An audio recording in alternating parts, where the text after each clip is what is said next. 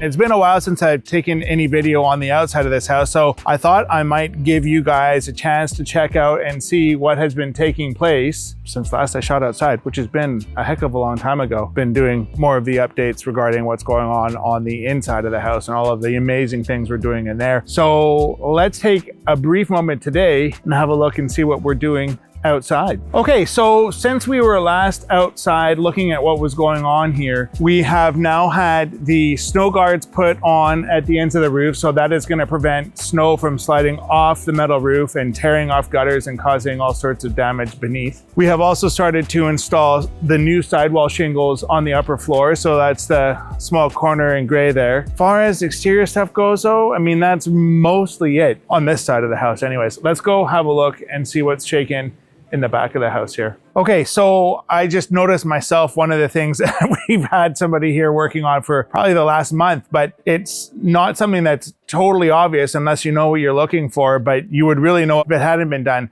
And that is we've clad all the fascia board in sheet metal, therefore leaving something behind that will never have to get repainted or dealt with, just, you know, maybe scrubbed once a year so that it doesn't have any algae growing on it, but even then, probably not. So up here, yes, believe it or not, this is all wrapped in sheet metal. And so that just gives a really, really clean look. Yeah, these installers have been doing a meticulous job of getting this stuff on here.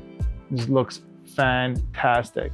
It gives you an idea of some of the stuff that we've been doing on the outside of the house on this project. Okay, so as exciting as all of the progress is on the outside of the house and how amazing these details are coming together, let's jump inside and see where things are at this week. Not a ton has changed on the main floor. We've actually had one of our carpenters working on stairs going down to the lower landing on the main floor here. But in all reality, the lion's share of the work has been happening above us. So let's go have a look. So one of the other big projects our carpenters have been working on site over the last week is installing these window liners. So this home is not going to have any traditional door casing or window casing or anything like that. Drywall is going to get applied to here, and then it's just going to be hidden effectively. So what we have here are custom window liners so that the corner bead of the drywall, yeah, will sit thicker than drywall. I don't want to hear about it in the comments, but that'll sit on top of here like this, and then the corner bead will sit on top like so.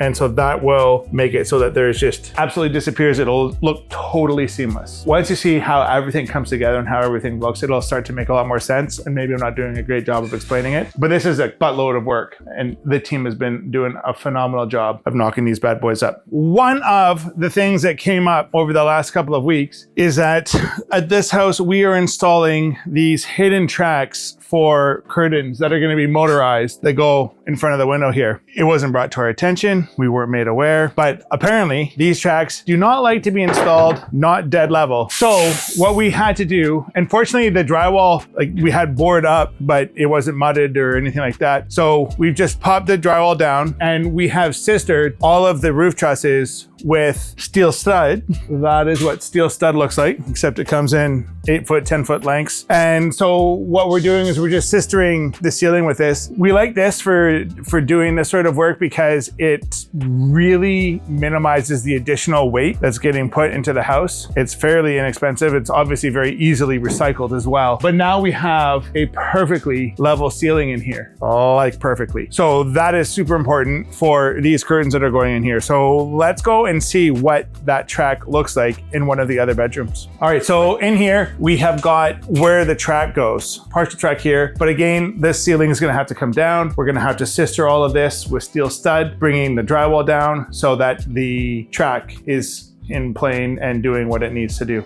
So that's what's taken out of the drywall. The green in the back there is framing that got painted with vapor barrier paint once it finished spray foaming the ceilings. Now, the next really interesting thing that has happened over the last couple of weeks is our clients had an aha moment and were rethinking how the steam shower and sauna rooms are going to look. Let's go downstairs. We're gonna show you a rendering of what the sauna and steam room were gonna look like, and now what the new design is, so you can kind of get an idea for the gravity of the changes. We are in what will be the future sauna, future steam room. There will be a wall roughly right underneath here, and then this is going to be a self-supporting floating bench here. And now let's have a look at that render. I think the new design is phenomenal. And then over here, steam room, still floating benches, but it's gonna be between two walls, so a little less tricky to construct, but still really, really cool. Renders look amazing. And then this is where we're gonna have a cold plunge. It's gonna be very, very, very cool. Now, in order to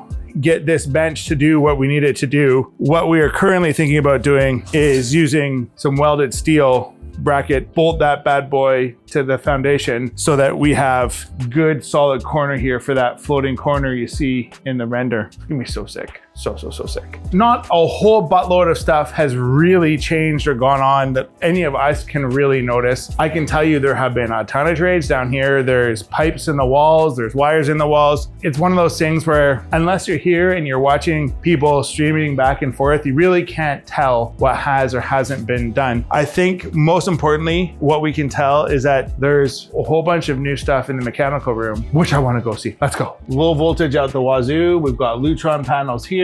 We've got Cat 5 and Cat 6 cables coming out the wazoo here. We've got lighting control going here. We've got more low voltage here. And then behind you, we have got the new electrical service panels. Very, very nice printouts for what the electrical is gonna look like. Our friends at Cove have been doing a bang up job getting this stuff all done and organized. Like, look at this. This is what you like to see, isn't it? Printed out, professional, easy to read, no chicken scratch. It's what we like. There's a whole bunch more mechanical equipment that is gonna go over here, but that is coming sometime in the next 6 or so months. No need for it right now. Don't want it to get damaged, dusty, or anything like that. Looking good. I mean, it looks like the electricians have a little bit of cleaning up to do before they are finished their wiring up here. It's looking really clean. Actually, no, it's looking pretty clean. Some of them are kinked, but it's probably old wire. So one of the things that we do a little differently here at Sprucehill is we mandate that we get 2 project managers on all of our job sites every week. Now, that could be me or it could be another project manager, but I've talked about it before in previous videos. It is so easy to get tunnel vision as a project manager and start to forget about details and things that are really important that you shouldn't be forgetting about. And so by having one of your team come and double check to make sure that you haven't forgotten anything, it goes a tremendously long way to avoid problems in the future. So I think it's one of the smartest decisions I've ever made is making sure that we have 2 PMs on site once a week for an hour, maybe 2, maybe half an hour. It depends on the size of the project and the level of complexity, but just talk things through, look for problems, look for issues, and help each other out. Because at the end of the day, we don't want to have problems once the drywall goes up and or things not go right, things get damaged. Like there's so many things that can go wrong on a job site. So we really work hard as a team to avoid that at all costs. Listen, if you like what you hear about Sprucehill, I'd love for you to reach out and book a call with me or one of my team through our website. You can leave a comment below, say hi, I'll say hi back. So love to hear from you. Please reach out. In the meantime, stay awesome. Thanks for watching.